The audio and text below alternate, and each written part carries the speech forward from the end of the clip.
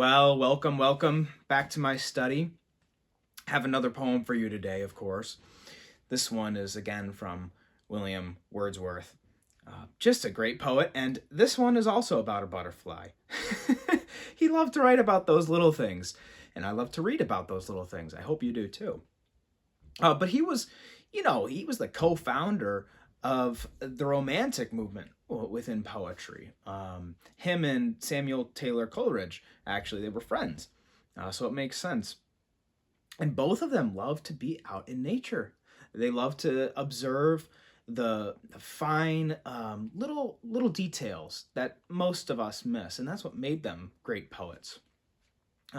Actually, Wordsworth was known for walking around so much outside and so frequently that his neighbors accused him of being a French spy. Kind of funny. But you can kind of understand, if you know a little bit about his life, why he was so often outside. He writes these beautifully tranquil poems, but his life was wrought with so much turmoil. His parents died at an early age, as did his brother, two of his children. Real tragedy upon tragedy.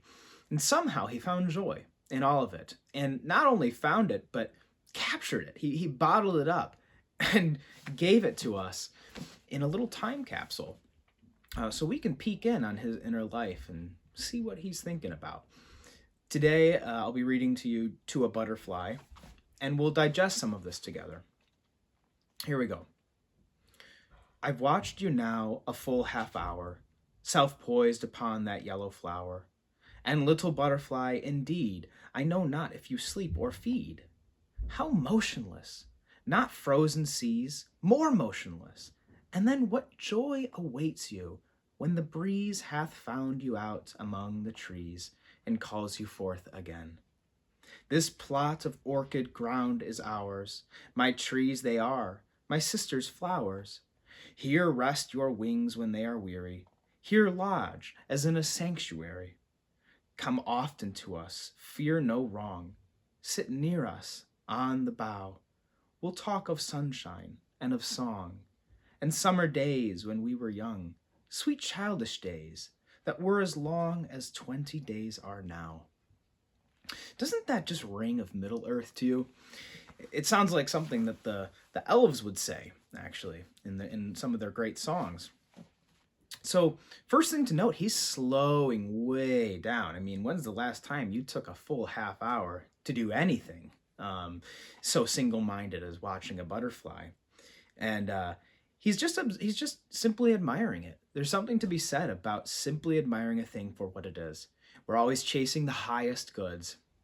You know, even God, you can conceive of him as the maximally great being with all the great making properties, and you can get real philosophical about it. But there's lesser perfections too. A tree can grow perfectly tree-ish. A butterfly can be perfectly butterfly-ish. It all depends on its telos, its mission, its purpose, its aim. And so if a butterfly is being a butterfly as perfectly as a butterfly can be, then that is worthy of admiration and attention. And that is exactly what he's giving it. Yeah, so he's admiring how motionless it is, and I can just see him there, like crouched down in front of this butterfly, his neighbors, stewing inside, clutching their pearls at this French spy, this revolutionary. And really, he's just trying to see when is it next going to twitch its little wings, and when indeed will the breeze find it out among the trees and call it forth again. I mean, lovely. And then he moves to his ownership of this. So he's sitting in his own orchard. The trees are his. It's his sister's flowers, so this is clearly his home he's in, his property. And he's inviting it to rest its wings. That's true. That's true hospitality. When you can invite someone or something in, not for what it can give you, but for what you can give it. Here, have a pint, have a pipe. Just come and sit. We don't need to talk. We can just sit in the silence of friendship. Just lovely. So here lodge as a sanctuary. Come often to us, fear no wrong. You have to imagine, I mean, these times in history were not particularly peaceful. There's lots of violence in this era. And so him valuing peace in this way, it just speaks volumes to his character. We'll talk of sunshine and of song, and summer days when we were young, sweet childish days that were as long as 20 days are now. That's about right. I mean, if I had to put a number on it, my childhood is such a blur and a flash in the pan that 20 days is, yeah.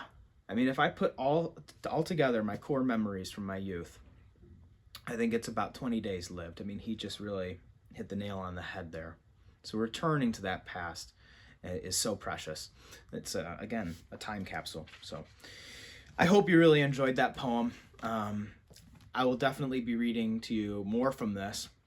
But I think I've bored you enough for one day with these little mundane things. Perhaps next time we'll tackle something weightier. Okay, but for now, definitely enjoy the small stuff in your life. Tell someone that you love them. Invite them over. Not for something that they can do for you, but for something that you can give to them, namely solace and a place to kick up their feet by your fire. Take care, and God bless you.